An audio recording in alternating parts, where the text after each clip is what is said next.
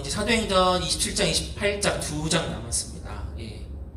거의 몇 년을 함께 했습니다. 어떻게 보면 27장은요, 이제 그 마지막 클라이막스로 향해 갑니다.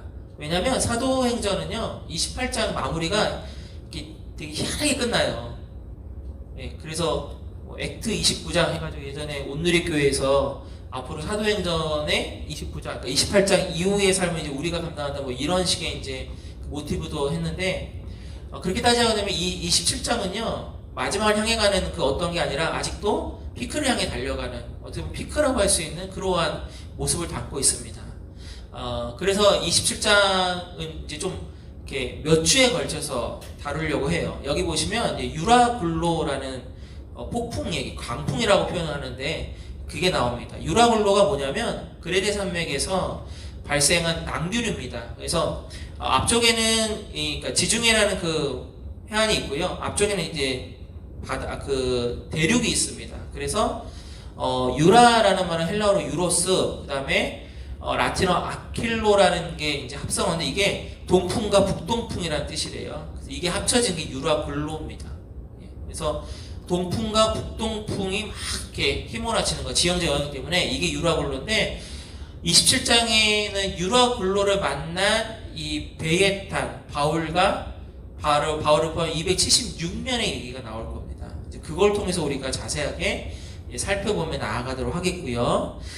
이제 바울은 가이사랴에서 가이사, 로마 황제에게 재판을 받기 위해 로마로 가는 겁니다. 가이사랴에서 로마까지요 100km, 약 2200km 정도 된답니다. 제가 전에도 한번 말씀드렸지만 여기서 위니펙이라는 그 중부지방의 도시가 2500이고요 위니펙에서 밴쿠버까지가 딱 2500이에요. 그럼 쉽게 여러분이 생각하실 때 내가 여기 토론토에서 한번 차 끌고 밴쿠버까지 한번 대륙 횡단을 해보겠다 싶으면 딱 5000km 편도로 생각하시면 되겁니다. 이때 당시 2200km 바다로 갈 때에 그 기관으로 하는 게 아니라 돛을 달아가지고 이렇게 바람으로만 가는 거거든요. 그러니까 정말 이게 좋아가지고 순풍에 돛단 뭐 배 간다는 표현 있잖아요. 그래서 이게 가면 하루에 약 100km 정도를 갈 수 있다고 합니다. 그래서 아무 문제 없이 정말 아무 문제 없이 내가 원하는 방향대로만 만약에 2200km를 간다 그럼 정확하게 22일이면 도착합니다. 그래서 보통은 큰 문제가 없으면 약 한 달 정도면 도착한다고 생각을 하는 거리랍니다. 한 달. 자, 근데 이게 현실적으로는 가능하지 못하는 게요, 직항 배가 없습니다. 그때 당시에는 뭐가 있냐면 이렇게 돌아 가야 돼요. 이제 그게 이제 오늘 나오거든요. 자, 특별히 이때 계절이 언제냐면 60년, 주 60년 가을로 보고 있습니다. 가을. 당시 지중해는 9월 중순부터 3월까지는 항해를 정말 조심해야 되고요. 특별히 11월 중순부터 1월 말은 요런 아까 그 우리 유라굴로 강풍 같은 그런 돌풍, 강풍이 워낙 자주 부는 시기여가지고 배들이 항해를 거의 안 하고 항구에 정박해서 장시간 쉬는 경우들이 많았다고 합니다. 자, 오늘 본문을 보실까요? 오늘 본문 보시면 맞바람이 4절에 보면 맞바람이 불고요. 7절에 보면 배가 더디 갑니다. 그래서 간신히 미양해낸 곳에 이른다 이렇게 되죠. 간신히. 정말 힘들게라는 표현이거든요. 또 9절에 보니까 금식하는 절기가 이미 지났다고 하는데 그때 당시 금식절기는 10월 초입니다. 근데 이미 많이 지났다는 건 10월 말이나 11월이 됐다는 거고, 아까 제가 말씀한 것처럼 11월 중순부터는 거의 항해가 중단되니까 아슬아슬한 시기인 거예요. 지금 이 시기가요. 자, 그래서 제가 여러분들 이 로마로 가는 여정 쉽게 보시라고 제가 카톡으로 보내드렸죠. 단톡방으로 혹시 보기 힘드시면 보라고 보냈고, 저희는 PPT 보겠습니다. 자, PPT를 보시면 잘 안 보이시는 분은 여러분 카톡 나중에 보시면 될 것 같아요. 요쪽 오른쪽에 있는 유대 땅이고요. 저쪽에 보이는 게 이탈리아, 로마가 있는 땅입니다. 그래서 화살 표시대로 이렇게 가는 거예요. 자, 가이사랴에서 우선 시돈까지 갑니다. 요거 아시아가는 여기 보면 배를 타고 이렇게 되어 있잖아요. 그 배입니다. 시돈까지 갔다가 시돈에서 이렇게 해가지고 우라라는 곳에 무라라는 곳에 멈춰섭니다. 근데 여기까지는 이제 작은 배를 타고 이동한 거고요. 무라에서 뭘 타냐면 오늘 여기 6절 말씀 보면 알렉산드리아 배를 만나라고 되어 있는데 거기가 바로 저기 무라입니다. 무라에서 드디어 저기 이달리아까지 가는 큰 배를 만난 겁니다. 그래서 거기서 갈아타고 오늘 본문까지는 어디냐면 그 옆에 보면 살모네를 지나서 미양, 크레타 섬의 미양이라고 되어 있죠. 여기에 어떻게 해요? 간신히 갔다 이겁니다. 여기까지. 네. 자, 그 다음 거 보여주실래요? 자, 여러분들 더 잘 보이시라고 오늘 본문에 나오는 것만 딱 제가 추렸습니다. 자, 저기 보시면 가이사라에서 시돈에서 무라에서 저기 미향 여기까지 간 겁니다. 네. 자, 그러면 유라굴로 강풍 어떻게 만났냐? 그 다음 보여주실래요? 자, 다음 주에 얘기 나오는데 미양에서 베닉스라는 항구로 가려는 저 65km를 조금만 더 가면 되니까 이렇게 가려는 저 사이에서 유라굴로 강폭을 만난 겁니다. 이게. 자, 이렇게 하면 이제 지형적인 개념 능력이 확실히 되죠. 자, 이제 본문으로 가보겠습니다. 자, 그때 당시에는 이런 제수를 호송할 때 민간의 배나 아니면 정부가 이용하는 배가 있어요. 물류선 같은 거, 무역선 같은 거. 여기서 흔히 말하면 이제 빌려서 타는 겁니다. 전용 배가 있는 게 아니에요. 그래서 시돈이나 무라까지 가는 배는 작은 배를 타고 이제 이렇게 거기가? 그럼 우리가 타겠다. 그쪽 그럼 우리가 타겠다. 이렇게 가지고 얻어 타고 가는 겁니다. 그리고 무라에서 어떤 걸 만나냐면 그때 당시에 이집트하고 이탈리아, 로마하고 곡물 수송 배가 있었대요. 그 배를 타게 되는 겁니다. 근데 그게 꼭 곡물 수송 배이기 때문에 정부가 하는 거니까 딱 그것만 있는 게 아니라 거기에는 선장, 선주, 그 다음에 배 움직이는 사람도 있을 거예요. 그러니까 노전 뭐 이런 사람들 거기에 지금을 말하면 보따리 장수 같은 사람들 그 다음에 일반 승객까지 싹 다 타는 거예요. 그래서 276명이나 탔습니다. 엄청나게 그때 당시에 큰 배입니다. 자, 유라굴로 강풍을 만나고 그 배를 우리가 생각할 거예요. 앞으로 쭉. 근데 이 배가요 276명이 제가 대충 분류했지만 정말 모든 인간 분류의 사람이 다 탄 거나 마찬가지입니다. 그리고 이 유라굴로 강풍을 만난 이 시점을 우리가 또한 복음적으로 신학적으로 해서 뭐냐, 한 사람도 상치 않아요. 누구 덕분에? 하나님 덕분에. 바울을 중심으로 상치 않습니다. 이게 뭐냐면 그 배에 타고 있는 여러 사람들을 하나님께서 다 뭐하고 싶으신 거예요? 살려주고 구원시키고 싶은 일종의 모든 인류, 유대인뿐만 아니라 이방인의 모든 사람들을 보편적으로 구원하고 싶은 것이 함축되어 있다고 봅니다. 신학적으로. 그래서 우리는 그걸로 볼 겁니다. 자, 오늘 특별히 인물들을 조금만 살펴보면서 주인공을 하나 살펴볼 건데요. 오늘 제목이 뭐냐면 바로 2절에 나오는 아리스다고입니다. 아리스다고.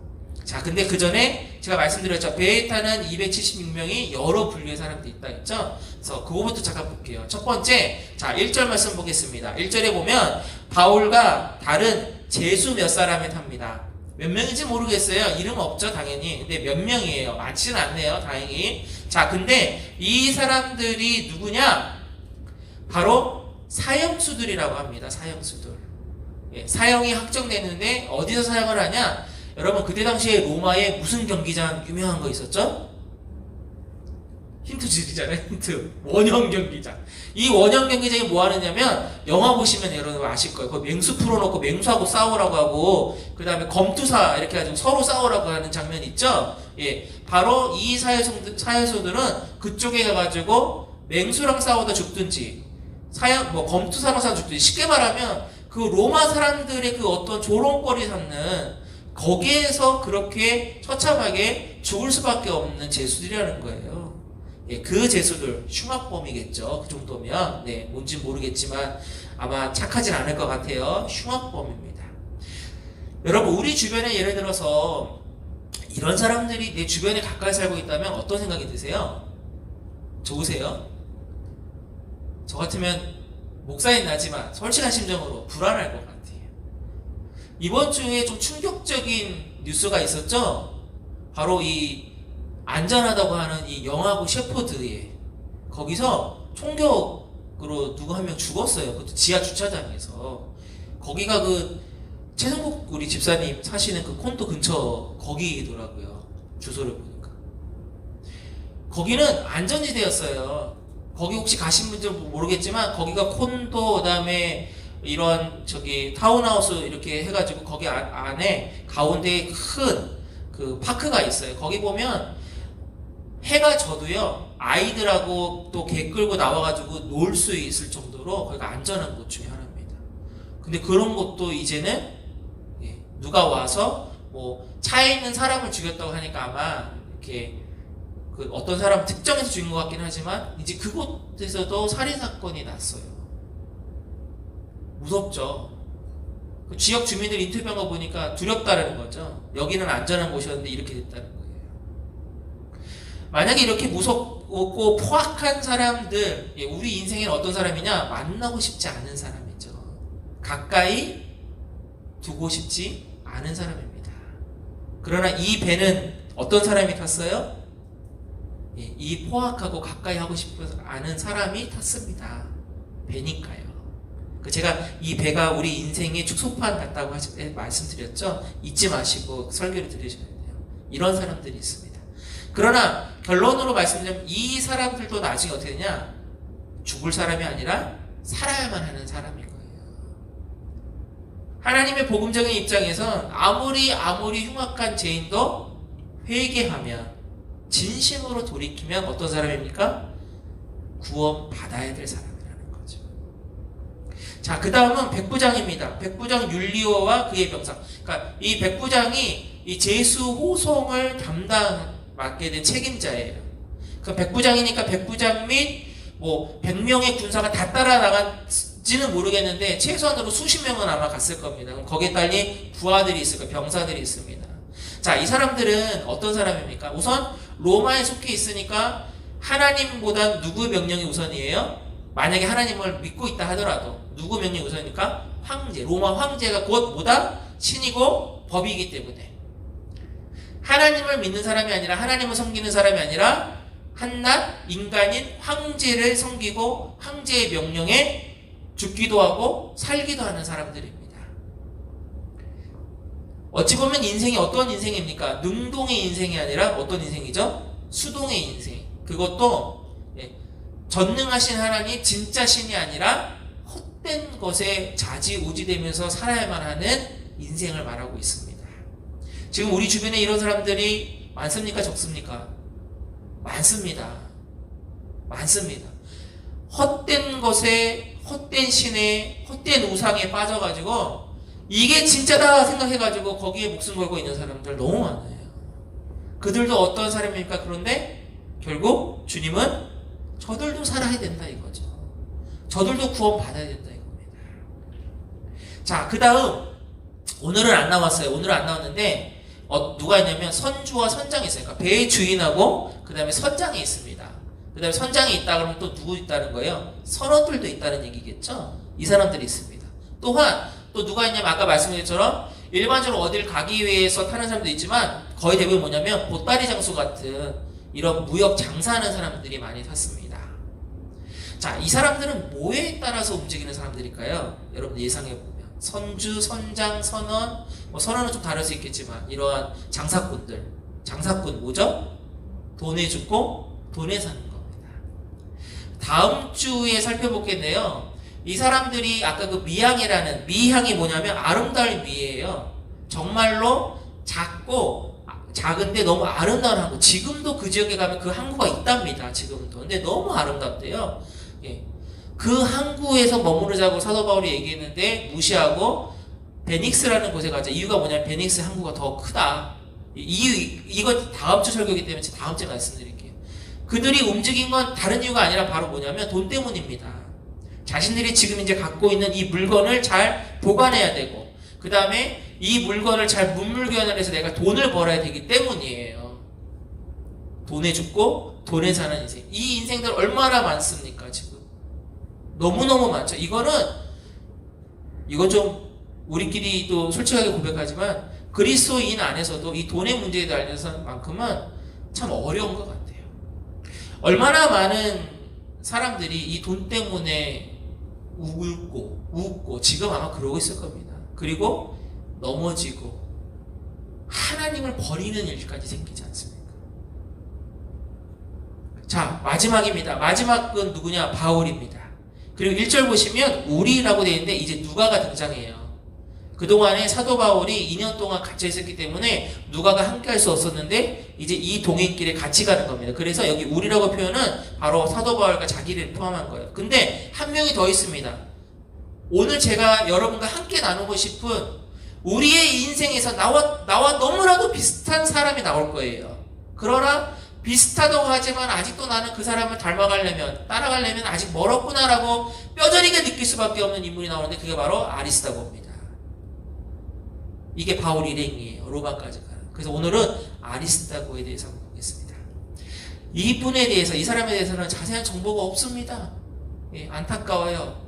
그냥 데살로니가 사람이라고 되어 있으니까 데살로니가에서 전도가 되어가지고 사도 바울을 통해서 복음을 전해받고 주님을 영접한 사람에게다라고 추측합니다. 근데 성경에 그래도 꽤 많이 나와요. 5번 나옵니다. 5번 정도 나오면은 그래도 이게 나름 많이 나온 거 아닙니까? 근데 너무 안타까운 건 5번 나오는데 아리스다고가 도대체 무슨 일을 감당했는지가 안 나와요. 자기 집을 무슨 오픈을 한 건지, 아니면 무슨 뭐 사도 바울의 그 어떠한 그 중요한 옆에 무슨 뭐 비서랑 무슨 뭘 했다든지, 뭐 어떤 헌신을 했다든지, 뭐 어디 가서 무슨 어떤 교회나 어떤 사람들을 뭐 이렇게 보살펴 줬다든지 뭐 이런 게 나와야 되는데 전혀 그게 없습니다. 한번 볼게요, 여러분. 자, 아리스토가가 나온 기록이 5번, 좀 전에 읽은 요 본문 빼고요. 그 다음에 사도행전 19장 29절에 나와요. 여러분 이제 PPT 보시면 읽을게요. 온 시내가 요란하여 바울과 같이 다니는 마게도냐 사람 가이오와 아리스토고를 붙들어 일제히 영장 달려들어. 여기 에베소거든요. 은장색 사람들 막 들고 일어났던 장면. 여기 요때 요 사람이 등장을 해요. 그 말은 즉슨 뭐예요? 그곳에 그 자리에 사도 바울과 함께 있었다라는 거죠. 예. 그 사도 바울은 그때 피해 있었는데 가이오하고 이 아리스토고는 붙잡혔다라는 거예요. 예. 여기 있죠. 그 다음에 사도행전 20장 4절입니다. 사도행전 20장 4절. 아시아까지 함께 가는 자는 베레아 사람 브로의 아들 소바더와 데살로니가 사람 아리스다고와 세곤도의 더베 사람 가이오와 및 디모데 아시아 사람 투기고와 드로비모라. 여기 장로들에게 맞으며 고별 설교 했던 거 기억나세요?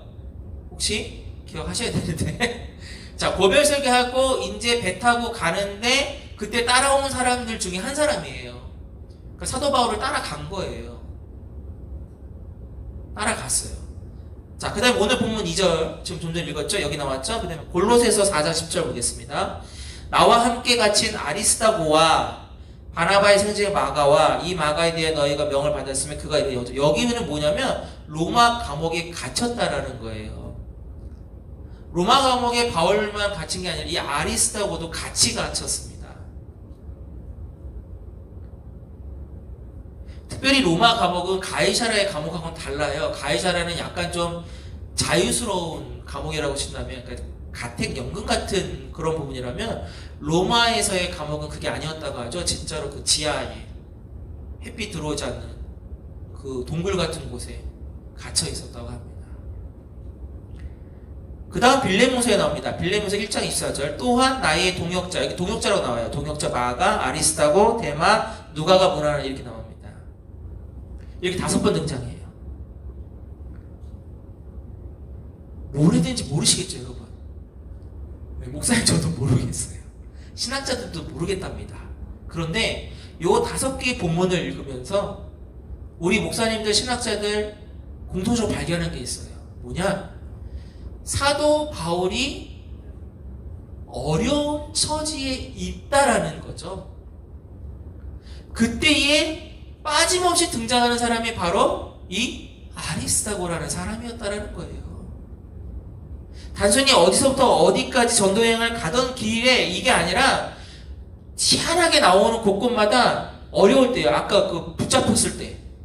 그 다음에 아시아까지 가는 여정이 로마 가는 여정이거든요. 그러면 아시아까지 같이 갔고 로마 가는 길에 아시아까지 같이 간 몇 명 있었는데 다 빠지고 이 사람만 남았잖아요. 지금 누가 하고 그죠? 로마 가는 길에 이 2사람만 지금 가는 거예요. 바울의 여정 속에 로마로 가는 길에 끝까지 따라간 사람.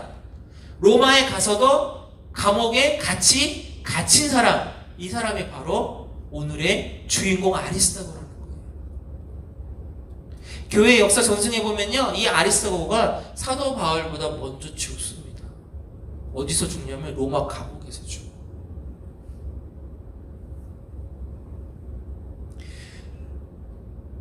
그냥 표면적으로 보면 뭐 이런 바보 같은 사람이 다 있지라는 생각이 드는 거예요. 예수님 믿게 된 이후에 이 사람이 한 일은 사도 바울 주구장창 또 쫓아만 간 거예요. 당신이 어디를 가든 나는 가겠습니다라는 거죠. 그곳이 어떤 곳이든 어떠한 형편이든 나는 가겠다라는 거예요. 그리고 진짜로 가려고. 어떻게 보면 참 바보스럽다는 생각이 듭니다. 사도 바울이 가는 길이 뭔지 이 사람이 몰랐을까요? 알았죠. 알았습니다. 예수님을 따라다니는 제자들, 처음에는 예수님 따라다닐 때 다 목적이 있었어요. 무엇입니까? 이분이 메시아야. 그러면 내가 이 다음에 한 자리 차지할 수 있겠다. 그리고 예수님을 따라다녔다고 해요. 나중에 주님 죽고 부활하신 주님 만나고 난 다음에 진짜로 그들이 거듭나기 전까지는 그 마음속에 개인적인 다 그 뭔가가 있었다는 거죠. 그러나 오늘 이 아리스다고는 사도 바울 따라잡을 때 아무것도 없다는 거 알고 있어요. 왜? 그 만났을 때 그가 어떤 형편이 있었는지 알았고, 그를 따라다니면서 대방에 겪은 거라고는 맨날 누구한테 붙잡히고 누구한테 매맞고 누구랑 쫓겨나고 이것밖에 없어요. 그럼에도 불구하고 끝까지 따라갑니다. 나이가 몇 살인지도 모르겠어요. 사도 바울보다 혹시 나이가 많았는지 아니면 나이가 더 어렸는지 동년배인지 알 수가 없습니다. 이렇게 따져보면 세상적인 기준에서는 이 사람처럼 정말 실패자가 없죠. 그렇다고 따라다니면서 뭐라도 좀 하든지 그냥 따라만 다녔습니다. 그러나 세상의 기준이 아니라 하나님의 기준에서 보면 이 사람은 정말 남들이 하지 못한 일을 했어요. 무엇이냐? 보통의 사람들이 충분히 할 것 같지만 해내지 못하는 거. 아무 욕심 없이 신실하게 변치 않고 끝까지 신앙과 복음 안에서 사도 바울과 함께 했다는 겁니다. 아무 욕심 없이 신실하게 변치 않고 끝까지요. 이거 되게 쉬워 보이세요? 여러분? 이게 쉬워 보이세요? 안 쉬워요. 그때 당시에 더 안 쉬웠습니다. 제가 그 증거를 내가 보여드릴게요. 자, 바울이 로마 감옥에서 디모데에 쓴 편지가 있습니다. 디모데에서입니다. 디모데후서 4장 10절 보겠습니다. 자, 대마는 이 세상을 사랑하여 나를 버리고, 아까 아리스가하고 있었던 데 대마 나와요. 근데 그때만 해도 대마가 같이 있었는데 지금 여기 뭐라고 돼요? 갔어요. 뭐냐? 로마 감옥에 사도 바울이 갇혀서 저렇게 아무것도 못하고 그냥 갇혀있는 거 보면서 그 옆에서 동역자로 있겠다고, 헌신하며 살아가겠다고 했던 사람들이 하나둘 떠나가는 걸 말하고 있어요. 그 대마는 뭐냐? 갔습니다. 세상을 사랑하여 나를 버리고. 그 다음에 그레스게는 갈라디아로 갔고요. 디도는 달마디아로 갔어요. 자, 그 다음에 14절 말씀 볼까요? 디모데 4장 14절. 여기 구리 세공업자인 알렉산더가 나와요. 저는 처음에 이거 그냥 보면 뭐예요? 내게 해를 입혔던 나쁜 놈이구나 생각을 했거든요. 그게 아니라 이 사람이 누구냐? 바로 사도 바울의 전도를 받아서 주님을 영접한 사람이에요. 교회의 일원이 되고, 내가 당신을 위해서 헌신하겠습니다. 내가 당신이 말한 그 예수 그리스도를 위해서 헌신하겠습니다. 다짐했던 사람이 변질됐다라는 거예요. 그래서 오히려 사도 바울을 계속 어렵게 만드는 변질된 사람을 말합니다. 디모데후서 4장 10절 다시 한번 가볼게요. 자, 대마는 이 세상을 사랑하여 나를 버리고 이렇게 되어 있어요. 사람은요, 뭔가가 있을 때, 뭔가가 보일 때는 쫓아갈 수 있어요. 할 수 있습니다. 그러나 저 사람이 그게 딱 떨어지면 어떻게 돼요? 어떻게 돼요? 보통의 사람이라면 영 끊습니다. 나 몰라라 합니다. 그래서요, 끝까지 간다라는 게 이게 아무것도 아닌 것 같지만 결코 아무것도 아닌 게 아니라는 거예요. 저희는 한인이기 때문에 한국 뉴스를 아마 여기 뉴스보다 잘 보실 거예요. 요즘 같은데. 일주일 동안 여러분 어떠셨어요? 그냥 속에서 막 그냥 천불이 나오지 않습니까? 한국의 개척교회를 이제 어렵사리 하고 있는 친구 목사가 있어요. 이 친구가 페이스북을 잘 안 하는데 글을 올렸더라고요. 이 친구가 어떤 글을 올렸냐면 이거예요. 자기 교회 어른 정도 한 20명 되나 그래요. 그 중에 어린이집을 다지는 선생님이 계시대요. 교인 중에. 근데 이 선생님이 어떠한 일을 당했냐. 최근에 그 사랑제일교회하고 강화문 집회 사건 때문에 막 난리가 났죠. 어느 날 원장 선생님이 자기를 부르더래요. 선생님 교회 다니시죠? 네, 교회 다닙니다. 죄송한데 엄마들이 교회 다니는 선생님한테는 애들을 못 맡기겠다고 합니다. 이랬대요. 그 글 밑에 댓글에 어떤 사람이 달았어요. 자기도 어린이집 교사인데 똑같은 일을 당했습니다. 이렇게 한 거예요.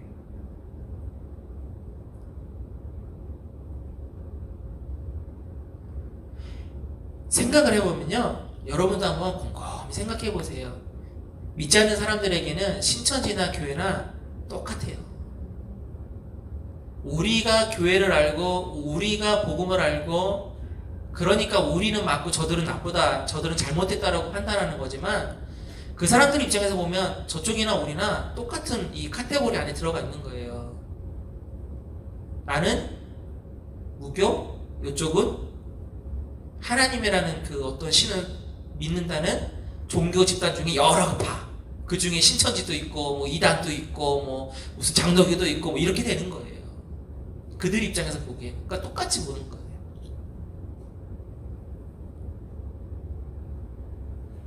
정말 많은 생각을 하게 돼요. 어떤 목사님은 청년들로부터 상담의 전화가 계속 오는데 바로 이런 비슷한 문제들이 이제 벌어지고 있다는 거예요. 예전에 신천지가 문제될 때 신천지 사람들이 자기 신천지가 숨긴 이유가 뭐죠? 불이익을 당하니까 숨겼잖아요. 지금 이제 교회 다니는 사람들이 그 기로에 서 있다는 거예요. 지금 직장에서 내가 어느 교회를 다니는 특별히 젊은 친구들 그 기로에 서 있더라고요. 면접에라도 볼 때 당신 종교가 뭡니까? 기독교로 말하는 순간에 뭐가 되겠어요? 마이너스가 되겠죠. 헌법적으로는 종교의 자유가 있다고 하는 나라지만 그 밑에서는 기독교? 그러면 이 기억이 계속한다고 한다면 마이너스 거릴 거예요. 그러니 앞으로 여러분 끝까지 변함없이 갈 수 있는 것만으로도 이제는 쉽지 않은 세상이 오고야 말았습니다. 한국도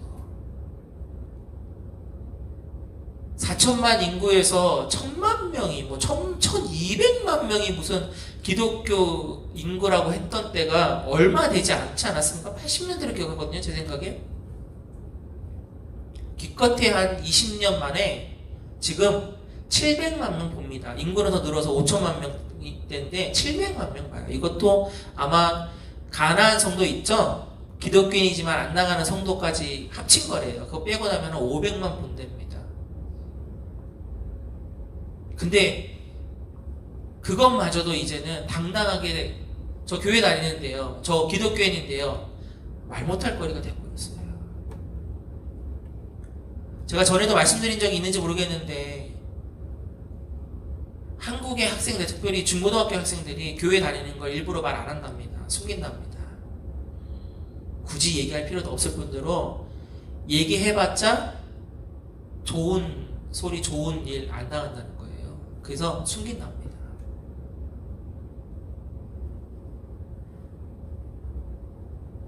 아리스토가고는 그럼 무엇 때문에 바울을 계속 따라다녔을까?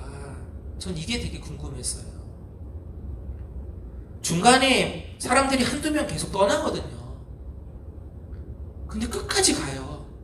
끝까지 가서 로마 가면 죽는다고 하는데 뭐 때문일까? 저는 이것만 궁금했어요. 이 설교를 준비하면서 뭐지? 이게 뭐지? 그러다가 사도 바울을 따라다녔잖아요. 사도 바울을 보면 답이 나오겠다 생각했는데 답이 나왔어요. 무엇이냐? 사도 바울이 뭡니까? 사도 바울이 예수 그리스도를 다메섹에서 만난 이후로 그는 뭐예요? 세상의 모든 것들을 다 배설물을 열고 나는 누구를 위해서? 주님을 위해서 사나 죽으나. 지난주에 말씀 사나 죽으나 주님을 위해서 살겠다고 했는데 그 고백, 사도 바울을 죽기까지 함께 했던 자라면 그 고백대로 똑같이 살아냈다라는 거구나. 이 아리스다고도 무엇이냐? 사도 바울을 통해서 예수 그리스도를 만난 이후로 그도 예수를 위해 내가 살겠다. 끝까지 살겠다. 근데 지금 내가 할 수 있는 일이 무엇이었을까? 고민했을 것 같은 거예요. 아마 재산이 많지는 않았던 것 같아요. 뭔가를 내어놓지 못했던 것 같아요.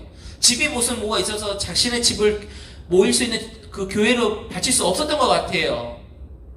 아마 고민했겠죠. 나는 무엇을 했을까? 모르겠어요. 아마 말을 잘 못했던 것 같아요. 전도자로서도 드러나지 않은 거 보면. 그랬으면 아마 어딘가를 좀 이렇게 뭐 어느 교회를 맡겨놓는 이런 걸 할 때 그것도 못한 거 보니까 그러한 재주가 없든지 아니면 무슨 뭐 나이가 많은 뭔가가 있었던 것 같아요.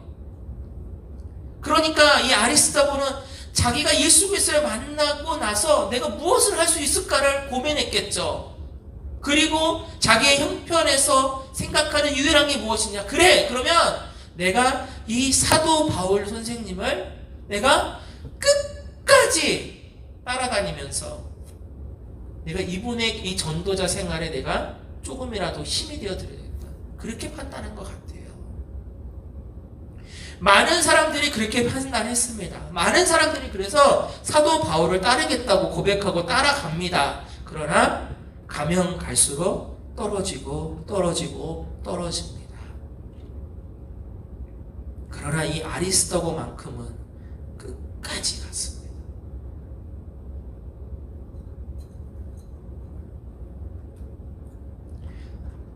저를 비롯한 수많은 작은 교회 목사들이 참 많은 생각을 하면서 살아요. 여러분들 예상하겠지만 내가 과연 사역을 옳게 하고 있는가? 라는 생각을 해요. 또 제가 가끔씩 고백하지만 나처럼 부족한 목사가 이렇게 하는 게 맞나? 라는 생각도 들고요. 때로는 어떤 성도님보다가 성도님이 나보다 더 영성이나 신앙적으로 더 뛰어나신 분들이 있어요. 삶적으로도. 그런 분들 볼 때 보면 내가 꼭 목회를 해야 되나? 목사를 꼭 해야만 하나라는 생각도 들 때가 있어요. 또 다른 한편으로는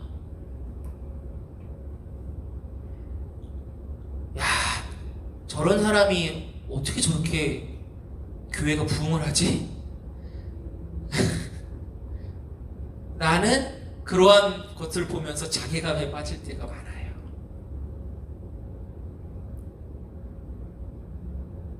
별의별 생각을 참 많이 하면서 합니다.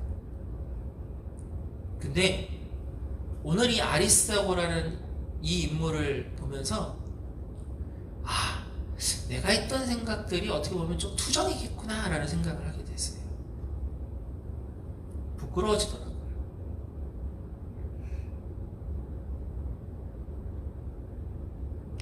하나님은 다양하게 사람들을 만드시고 그러나 다양하게 만드신 그 사람들을 하나님은 또 다양하게 쓰셔요. 아무것도 아닌 것 같은데 그건 내가 보는 입장이고 주변이 나를 보는 입장이고 세상이 나를 보는 입장이지 하나님 보는 입장으로는 생각을 안 해본 거죠. 신앙이라는 것이 무엇일까 다시 한번 생각해 봐요. 복음에 붙잡혀 산다는 것이 무엇일까 생각해 봅니다. 아까 데마 같은 대표적인 인물 또 성경에 사도 바울이 여정을 따라가면 나왔다가 사라지고 나왔다가 사라지고 있는 수많은 사람들을 보면 불같이 한순간 뜨거웠다가 나중에는 주님을 부인하고 떠나는 사람들, 불같이 한순간에 막 뜨거웠다가 이제는 너가 차지도 뜨겁지도 않는다고 책망받을 정도로 푹 식어버린 그러한 모습들. 어려울 때 진짜를 볼 수 있다 그러죠. 어려울수록, 힘들수록, 고통스러울수록 끝까지 함께 하느냐 아니면 중도 포기하느냐, 이 차이인 것 같아요. 저는 지금 상황이 하나님을 믿는 우리들에게 또 다른 깨달음을 주시는 시간이라고 생각합니다. 처음에는 저희들 이 코로나 때 어떠한 격려의 말을 많이 하셨는지 혹시 기억나세요? 답이 없어요. 잘 버팁시다. 버티자 이거죠. 잘 버티다 보면 이것 또한 지나가겠지. 그죠? 근데 이게 길어지고 또 길어진가 뭐 하게 돼요, 여러분? 포기하게 돼요. 근데 저는 이때가 진짜라고 생각을 합니다. 우리의 인생에서, 내 인생에서 없었으면 하는 이 시간들인데, 이 시간이 바로 내 힘을 빼는 시간이라고 생각합니다. 내가 할 수 있는 게 없잖아요. 내가 할 수 있는 게 없잖아요.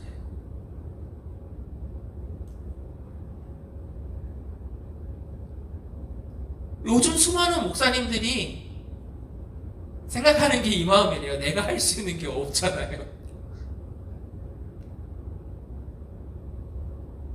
근데 내가 할 수 있는 게 없잖아요. 계속 내 힘은 빠지는데요. 계속 어떠한 생각이 드냐면 내 힘 빼시고 누구의 힘으로 채워 드시는구나. 하나님의 힘으로 채워 드시는구나.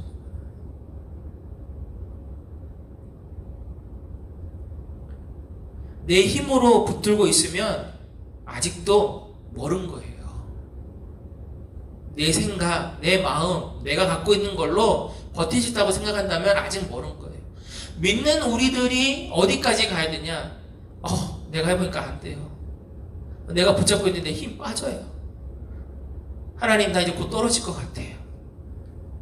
그때 정신 번쩍 들고 하나님 붙잡주세요라고 고백하는 그 타임, 그때를 하나님이 원하시는 거 아닐까 싶은 겁니다. 또한 바울이 끝까지, 사도 바울도 사람이에요. 그래서 성경 곳곳에 편지에 보면 자신의 어려움을 고백합니다. 나를 위해서 빨리 와줬으면 좋겠다. 디모데에게 또 말을 해요. 쉽게 보면 면회 와줬으면 좋겠다는 거예요. 사도 바울도 인간이에요. 힘들었어요. 외로웠어요. 어려웠어요. 그래서 곳곳에 사람의 이름들이 거론되는 이유는 이들이 있었기에 내가 끝까지 갈 수 있었다라는 고백이에요. 그래서 이들을 잊지 말아달라는 거예요. 가장 어려울 때에 같이 있어주는 사람이 진짜래요.